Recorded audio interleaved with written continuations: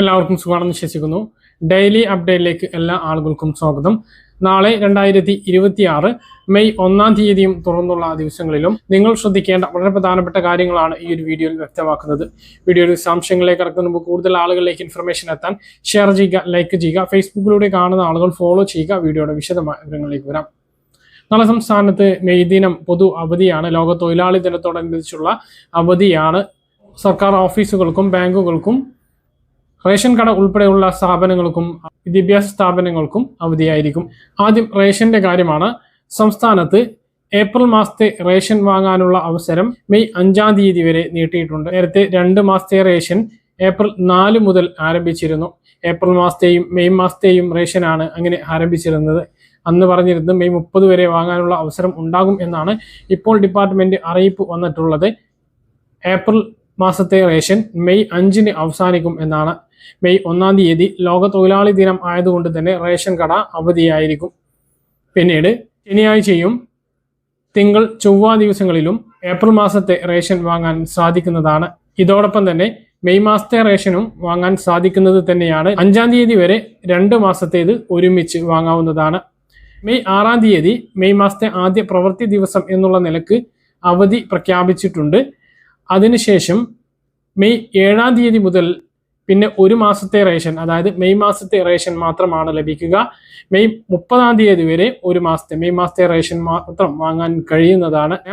May 2-ാം തീയതിയും 4-ാം തീയതിയും 5-ാം തീയതിയും 2 മാസത്തെ റേഷൻ, അതായത് ഏപ്രിൽ മാസത്തേതും മെയ് മാസത്തേതും വാങ്ങാം. അത് കഴിഞ്ഞാൽ 6-ാം തീയതി റേഷൻ കട അവധിയാണ്. 7-ാം തീയതി മുതൽ പിന്നെ മെയ് മാസത്തെ റേഷൻ മാത്രമായിരിക്കും ലഭിക്കുക എന്നുള്ളതും ഓർമ്മിപ്പിക്കുകയാണ്. എന്തെല്ലാം ലഭിക്കും എന്നെല്ലാം നമ്മൾ കൃത്യമായിട്ട് പറഞ്ഞതാണ്. ഏപ്രിൽ മാസത്തിൽ മെയ് മാസത്തെ റേഷൻ വാങ്ങാത്തവർക്ക് മാത്രമായിരിക്കും മെയ് മാസം റേഷൻ ലഭിക്കുക. അല്ലാത്തവർക്ക് കഴിഞ്ഞ മാസം, അതായത് ഏപ്രിൽ മാസം റേഷൻ വാങ്ങിയിട്ടുള്ള 2 മാസത്തേത് വാങ്ങിയിട്ടുള്ളവർക്ക് മെയ് മാസത്തിൽ റേഷൻ ലഭിക്കുന്നതല്ല.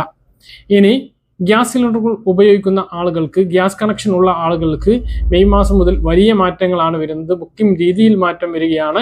ഇതുമായി ബന്ധപ്പെട്ട വിവരങ്ങളാണ് പറയുന്നത്. പാചകവാതകം ഉപയോഗിക്കുന്ന ആളുകൾക്ക് 2026 മെയ് 1 മുതൽ അടിമുടി മാറ്റങ്ങൾ വരികയാണ് എന്ന് കേന്ദ്ര പെട്രോളിയം മന്ത്രാലയത്തെ ഉദ്ധരിച്ചുകൊണ്ട് ദേശീയ മാധ്യമങ്ങൾ റിപ്പോർട്ട് ചെയ്തു. പശ്ചിമേഷ്യൻ സംഘർഷത്തെ തുടർന്നുണ്ടായ പാചകവാതക പ്രതിസന്ധിക്ക് പിന്നാലെ ഗ്യാസ് ബുക്കിങ്ങിലും അടിമുടി മാറ്റമാണ് വരുന്നത്. മെയ് 1 മുതൽ രാജ്യത്തെ LPG ഉപഭോക്താക്കൾക്കായി പുതിയ നിയമങ്ങൾ പ്രാബല്യത്തിൽ വരും. സിലിണ്ടർ ബുക്കിംഗ്, ഡെലിവറി രീതികൾ, വിലനിർണ്ണയം എന്നിവയിൽ വലിയ മാറ്റങ്ങളാണ് സർക്കാർ കൊണ്ടുവരുന്നത്.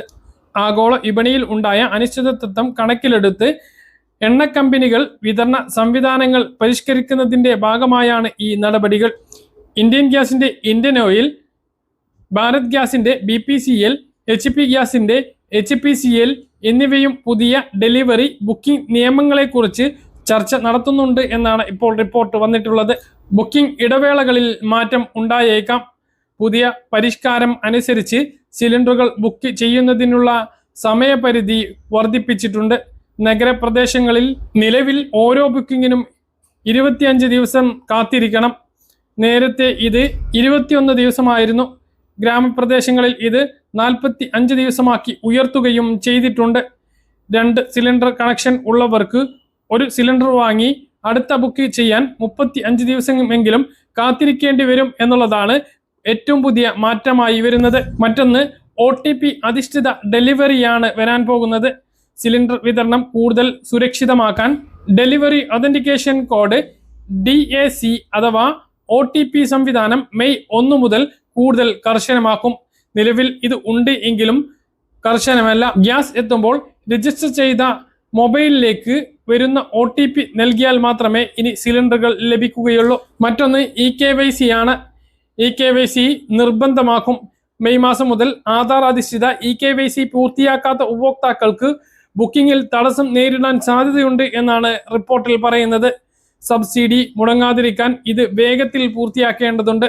ഉജ്ജൽ യോജന പദ്ധതി പ്രകാരം ഗുണഭോക്താക്കൾക്ക് KYC ചെയ്യാത്തത് മൂലം മാർച്ചിന് ശേഷം സബ്സിഡി മുടങ്ങിയിട്ടുണ്ട്. ഏറ്റവും പ്രധാനപ്പെട്ട മറ്റൊരു മാറ്റം PNGയിലേക്ക് മാറുക എന്നുള്ളതാണ്. ഗാർഹിക ആവശ്യങ്ങൾക്കായി LPG സിലിണ്ടറുകൾക്ക് പകരം pipe line natural gas PNG ഉപയോഗിക്കുന്നതിലേക്ക് മാറണം എന്നുള്ളതാണ് സർക്കാരിന്റെ അറിയിപ്പ്. PNG ലഭ്യമായ ഇടങ്ങളിൽ 3 മാസത്തിനകം മാറുന്നതിന് വേണ്ടി LPG ഗുണഭോക്താക്കൾക്ക് നോട്ടീസുകൾ അയക്കുകയോ അല്ലെങ്കിൽ ഫോണിലൂടെ സന്ദേശമായി അറിയിക്കുകയോ ചെയ്യും.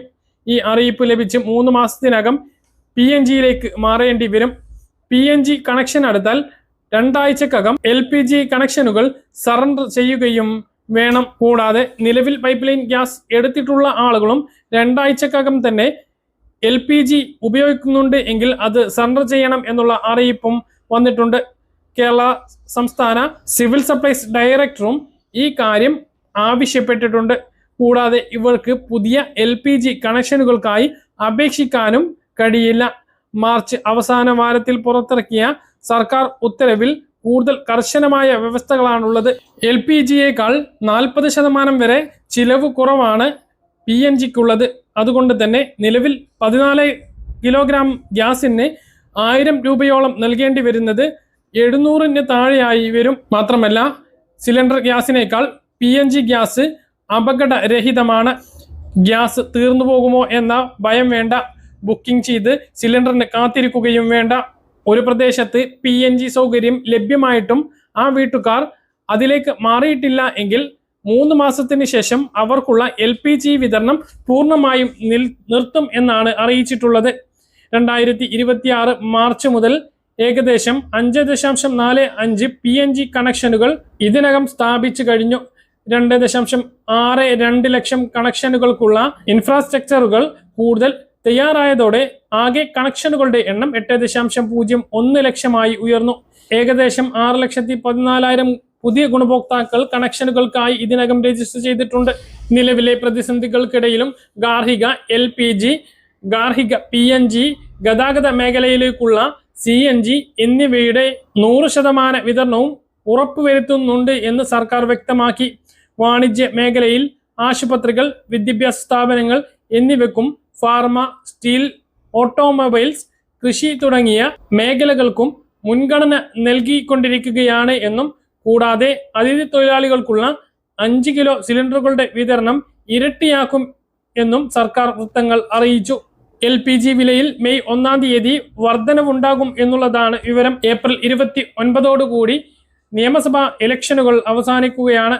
ഇതിനുശേഷം പെട്രോൾ, ഡീസൽ, ഗ്യാസിൽ വില വർധനവുണ്ടാകും. സാധാരണഗതിയിൽ ഓരോ മാസവും ആദ്യത്തെ ദിവസം തന്നെയാണ് ഗാർഹിക പാചകവാതകത്തിന്റെയും വാണിജ്യ പാചകവാതകത്തിന്റെയും വില നിശ്ചയിക്കുന്നത്. ഈ ഏപ്രിൽ മാസത്തിൽ 19 കിലോഗ്രാം വാണിജ്യ സിലിണ്ടറിന് 196 രൂപ വർദ്ധിപ്പിച്ചിരുന്നു. ഫെബ്രുവരിയിൽ ഗാർഹിക സിലിണ്ടറിന് 60 രൂപയും വർദ്ധിപ്പിച്ചിരുന്നു. ഇലക്ഷൻ കഴിഞ്ഞതോടുകൂടി തന്നെ മെയ് മാസത്തിൽ ഗാർഹിക സിലിണ്ടറിനും വർധനവ് ഉണ്ടായേക്കും എന്നുള്ള സൂചനകളുണ്ട്. ഈ സുരക്ഷാ പെൻഷൻ അങ്ങനെ വിതരണം തുടങ്ങി 2 മാസം മാത്രം വിതരണം ചെയ്ത് വീണ്ടും 3-ാമത്തെ മാസം കുടിശ്ശികയായിരിക്കുകയാണ്. ഇന്ന് സ്ത്രീ സുരക്ഷാ പെൻഷൻ വിതരണവുമായി ബന്ധപ്പെട്ട് സേവന പെൻഷൻ വിഭാഗത്തിൽ വിളിച്ചിരുന്നു. അവിടെ നിന്നും ലഭിച്ചിട്ടുള്ളത് ഈ മാസം ഇതിന്റെ ഉത്തരവ് ഇതുവരെ വന്നില്ല. സർക്കാർ ഓർഡറുകളൊന്നും വരാത്തത് കൊണ്ട് തന്നെ ഇപ്പോൾ വിതരണം ചെയ്യാനാകില്ല എന്നാണ് പറഞ്ഞത്. അപ്പോൾ ഇനിയിപ്പോൾ 4-ാം തീയതി ഇലക്ഷൻ റിസൾട്ട് വരികയാണ്. ഭരണം നിലവിലുള്ള സർക്കാർ തുടരുമോ അതോ മറ്റൊരു സർക്കാർ വരുമോ എന്നൊക്കെ നമ്മൾ ആകാംക്ഷയോട് കൂടി കാത്തിരിക്കുകയാണ്. അപ്പോൾ അതിനുശേഷമായിരിക്കുമോ ഇനി വിതരണം ഉള്ളത് എന്ന് ചോദിച്ചപ്പോൾ അതിനെക്കുറിച്ച് അവർക്ക് പറയാൻ അവകാശമില്ല എന്നാണ് അവിടെ നിന്നും ഉദ്യോഗസ്ഥ പറഞ്ഞത്. അപ്പോൾ ഞാൻ വിളിച്ച ഫോൺ കോൾ ഒന്ന് കേൾക്കുക. അപ്പോൾ ഈ hello, Kerala social security pension limited ആണ്, പറയൂ.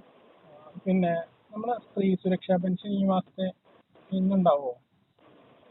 അതിന്റെ ഓർഡർ ഇതുവരെ വന്നിട്ടില്ല. ഈ മാസം കുടിശ്ശികയാവും അല്ലേ?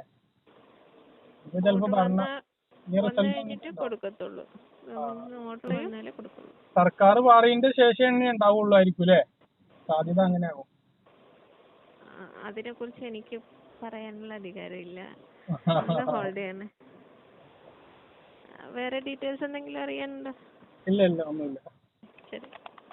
ഈ ഒരു രീതിയിലാണ് പറഞ്ഞിട്ടുള്ളത്. പഞ്ചായത്ത് ഇലക്ഷന് മുമ്പ് കൊട്ടിഘോഷിച്ച് പ്രഖ്യാപിച്ചിട്ടുള്ള പദ്ധതിയായിരുന്നു 35 മുതൽ 60 വയസ്സ് വരെയുള്ള പാവപ്പെട്ട BPL വിഭാഗത്തിൽപ്പെട്ട സ്ത്രീകൾക്കുള്ള സ്ത്രീ സുരക്ഷാ പെൻഷൻ.